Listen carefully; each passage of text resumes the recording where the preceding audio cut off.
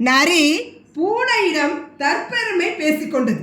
எனக்கு பகைவர்களிடமிருந்து தப்பிக்க 100 தந்திரங்கள் தெரியும். உனக்கு எனக்கு ஒரே ஒரு தந்திரம்தான் தெரியும் என்றது பூனை. அப்போது ஒரே சவுண்டு, பெரிதாக சப்தம் கேட்கிறது. ஓநாய்களும் வேடர்களும் துரத்தி வரும் இரைச்சல் கேட்டது. பூனை லபக்கென்று மரத்தில் பாய்ந்து உச்சாணியில் ஏறிக்கொண்டது. நரிக்கு தன் 100 தந்திரங்களில் எந்த தந்திரத்தை பயன்படுத்துவது என்ற யோசனையில் கால தாமதமாகி மாட்டிக்கொண்டு உயிரை விட்டது.